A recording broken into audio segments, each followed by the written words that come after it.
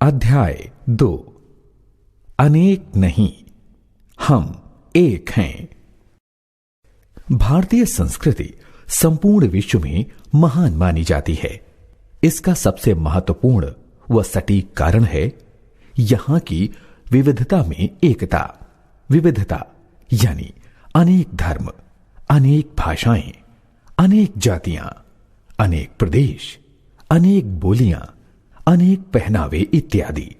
मगर इन्हीं विविधताओं में एक एकता समाई है जिसने भारतवासियों को विश्व में प्रतिष्ठित स्थान प्रदान किया है। वो है भारतीयता।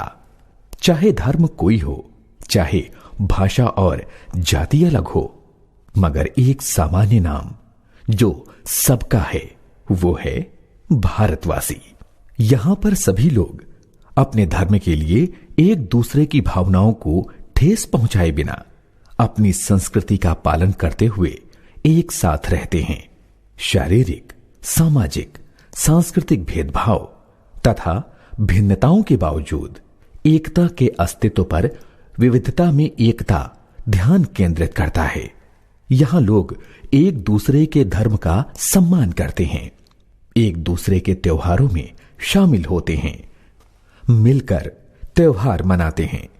हमारा इतिहास भी इस बात का साक्षी है।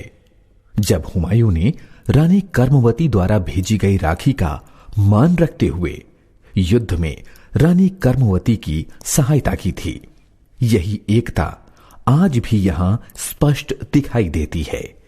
किसी कवि ने सच ही लिखा है, दिए दिवाली के जलाओ मिलके सब, मनाओ गले मिलके सारे ईद भी। मिटा है भगत सिंह जो अपने देश पर, तो टीपू भी मिटा है और हमीद भी। है देश जिंदा क्योंकि देश सबका है, न होती वरना जीने की उम्मीद भी। हमारा देश अलग अलग प्रांतों में विभक्त है, चाहे पंजाब हो, बंगाल हो, उड़ीसा हो, हरियाणा या केरल हो। ऐसा प्रतीत होता है कि ये सब अलग अलग मोती हैं जो भारत नाम की माला का निर्माण करते हैं। यही हमारी अनेकता में एकता है। प्रांत कोई भी हो, भाषा कोई भी हो, मगर एक दूसरे से तालमेल बिठाना हम भारतीयों को आता है। सबकी भावना एक है, नजरिया भी एक है। मानवता तथा इंसानियत के नाम पर सब एक दूसरे से जुड़े हैं। दुश्मन के समक्ष लड़ने वाला सैनिक कभी यह नहीं सोचता कि उसका धर्म या उसकी जाति क्या है। वो ये नहीं सोचता कि किस प्रांत से आया है। वो ये नहीं सोचता कि वो कौन सी बोली बोलता है। वो सरहद पर एक हिंदुस्तानी सिपाही के नाते लड़ता है। उसका एक ही लक्ष्य होता है, भारत की विजय। भारत एक लोकतंत्र राष्ट्र है। यहां लोगों द्वारा और लोगों के लिए ही प्रतिनिधि चुने जाते हैं जो देश चलाते हैं। यहां अमीरी गरीबी, जात पात, ऊंच नीच, धर्म भाषा सब नगण्य है।